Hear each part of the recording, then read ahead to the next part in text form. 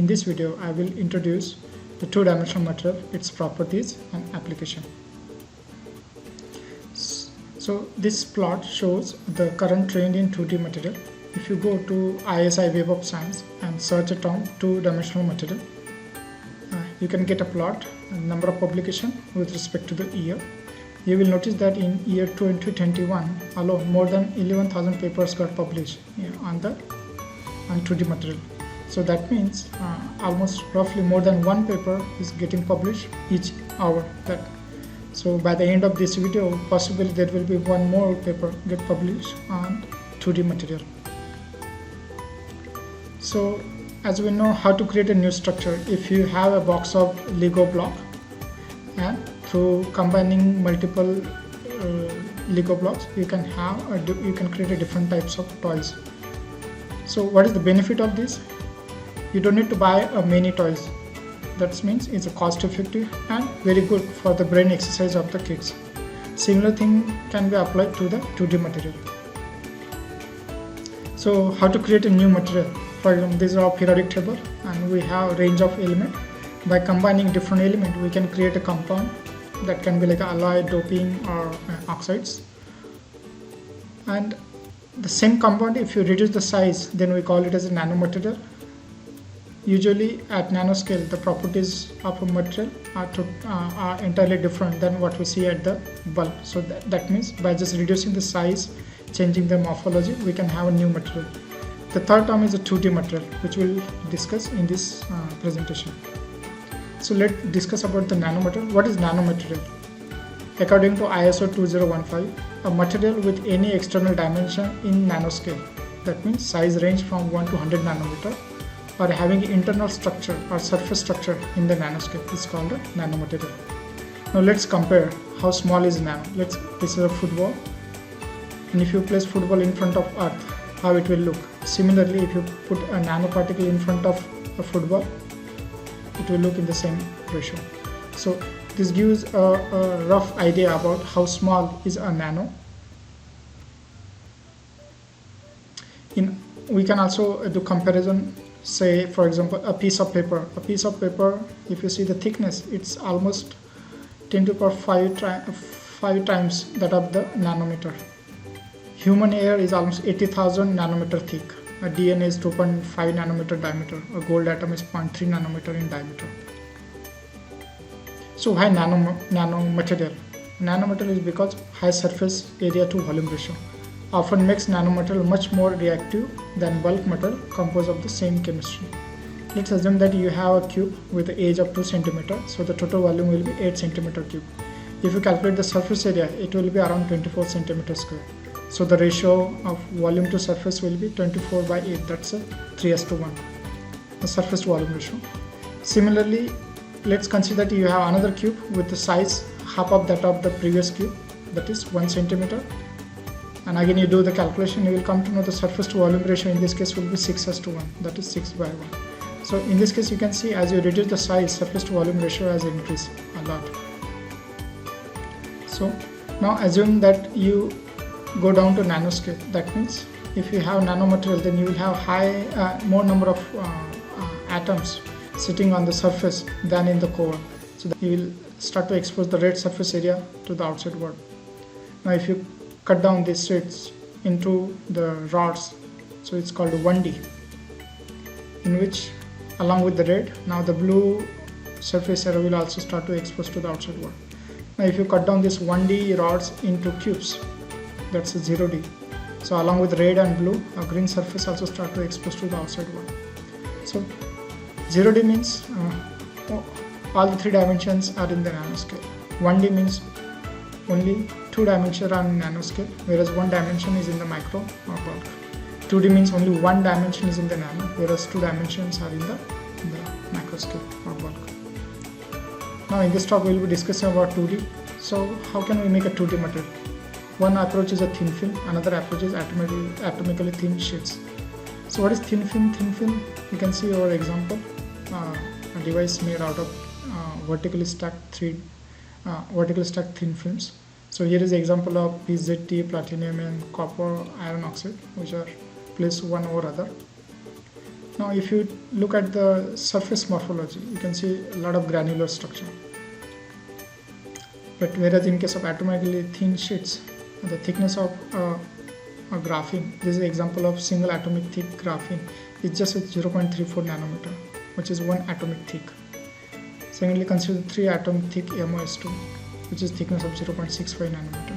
Now here we can see this is a single atomic, that means the surface will be really smooth.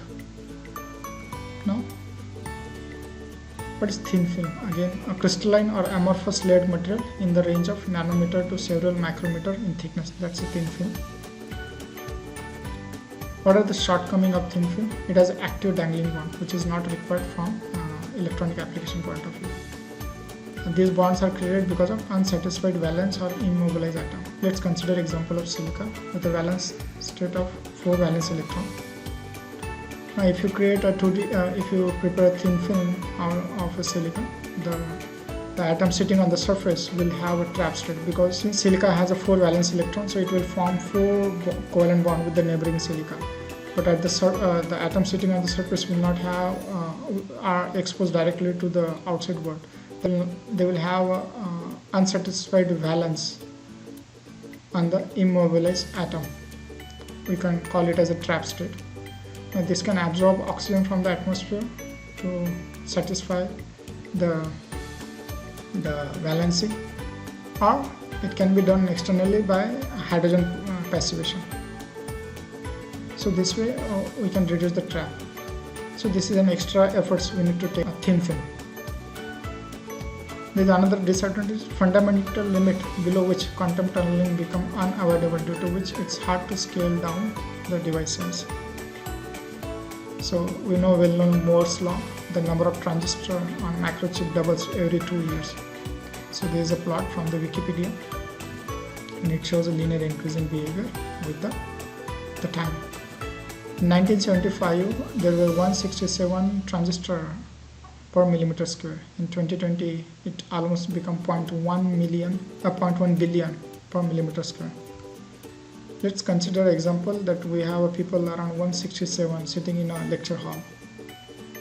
Right now, currently the population of India is almost 1.4 billion. That means we need 10 halls. Then we can satisfy the Moore's law. This is something interesting and also interesting, fascinating, and also challenging.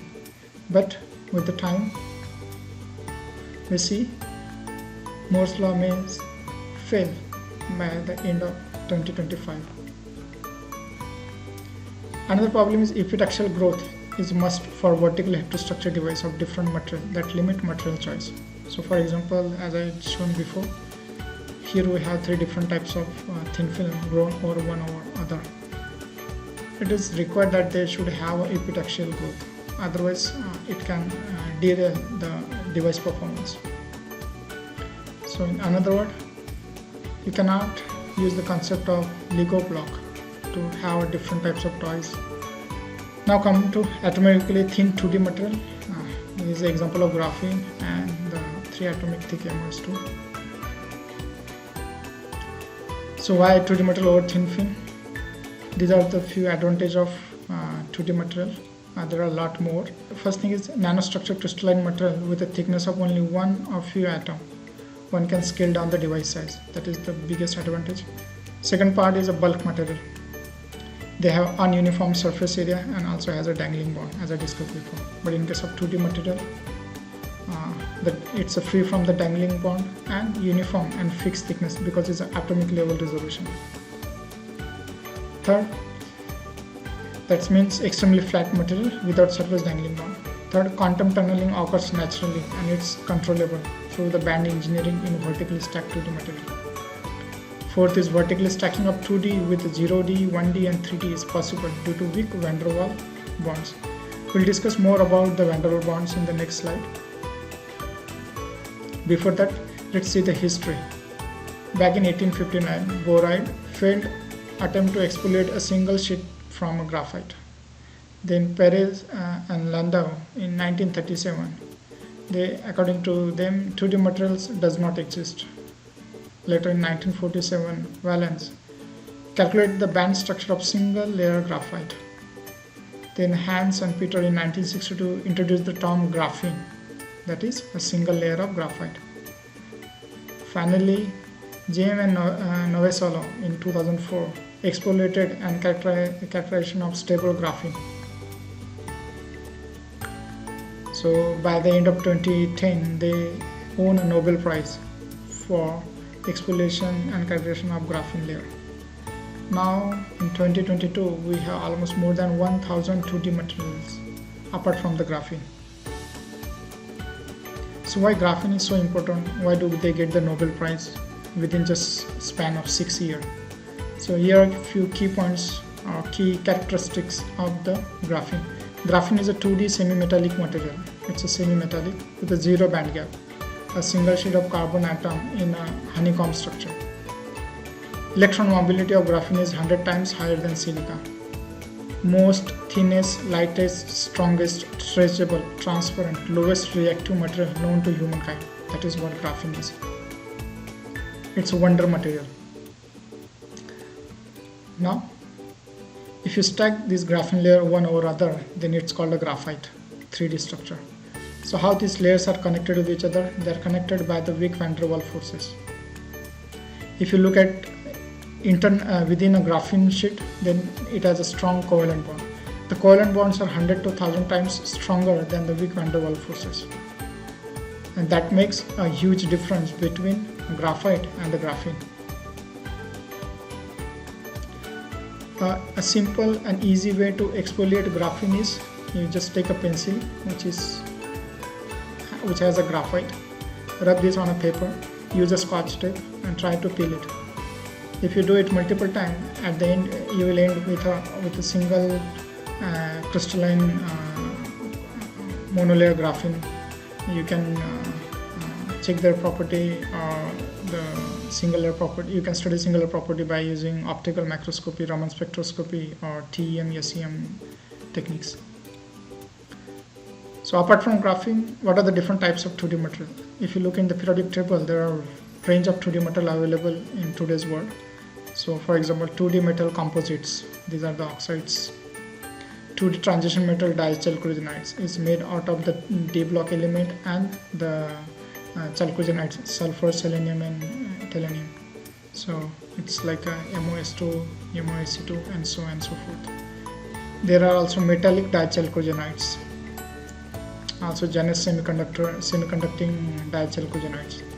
Metal-free 2D nanosheets. So these all are carbon-based nanosheets, and that can be useful in the biological application as it's free from any toxic metal. Then there are M-xenons. Possibly more will be introduced in coming near future. How to synthesize 2D material? Basically, there are two approaches. One is a top-down, another is a bottom-up. So in the top-down approach, one is exfoliation, another is intercalation. Since I have introduced that, as I discussed before, 2D materials are connected to each other via weak van der Waals forces. So if you intercalate some argon or lithium, sodium or potassium ions, that can help to separate this vertically stacked van der Waals connected 2D layer, so that we can have a single crystalline monolayer. Then there is also electrochemical exfoliation. About the bottom-up approach, we can grow the graphene on copper by passing CH4 gas at 800 degrees C even in the ambient atmosphere. There is also another process, decomposition growth of MoS2, or we can use a traditional CVD growth of MoS2 in which we have two heat zones, and you can have sulfur placed in one low temperature heat zone and the metal source. It can be metal oxide or it can be a precursor of metal, and depending on the gas flow of argon and hydrogen, you can grow monolayer MoS2 and similarly different TMT materials. Now, properties of 2D material. It has a huge range of properties starting from insulator, it can be semiconductor, half metal, semi-metal, metal or superconductor. Here you can also notice the band gap energy. Insulator has very high band gap energy, and as you go toward the graphene, it decreases and finally becomes 0. We can tune the band gap from indirect to direct by exfoliating the single layer or multi-layer of MOS2 on the bulk material. For example, initially in the MOS2 bulk, the band gap is 1.29 eV. As you go to the fourth and 2 and first layer, the band gap start to decrease and it become from indirect to become a direct band gap. So why the band gap change from indirect to direct? Actually, direct band gap is a more intrinsic property. It is coming because of localized d orbital of the transition metal. And why there is an increase in the band gap energy is because of the quantum confinement effect. Whereas in case of indirect band gap in the bulk material, why it's indirect is because of the overlap d orbital of transition metal and pz orbital of the chalcogenide atom. It strongly depends on the interlayer coupling, that's a van der Waals interaction. So optical applications, as we see that TMD material, for example, or different types of 2D material have range of band gap energy. So it can be used from ultraviolet rays to the radio waves. So this kind of material can be used for different wide range of optical sensors. So how to create new material? Because now we know that we can have a single layer of 2D material and they have different type of property. What if we create a vertical heterostructure by this 2D material? It can come out, it can end up with entirely different properties. It has shown a huge hope for the applications in the electrical industry, the electronic industry in near future. So now it's possible that if you have a box of Lingo block or a box of 2D material, you can have a range of different devices out of this 2D material. 0-dimensional material over 2D or 1-dimensional material on 2D, or even a 1.5 dimensional material on 2D, or you can stack a 2D material on the 3D surface substrate. So application of 2D material, it has a wide range of applications starting from communication, digital, analog, interconnect, memory and sensor. It's huge and hard to cover in one talk. Those who are interested in any particular field, they can go and look into more research paper or industry-based applications. So challenges just like large area synthesis, high quality material, or contacts. Like, because if you want to use this metal, you need to connect with the real 3D world through the contacts, and that's a huge problem right now. Another is etching, atomic layer etching controller, because it's already at atomic level. So it's really a challenging task how to do the etching of 2D material. Thank you very much, and if you have any comments, do let me know.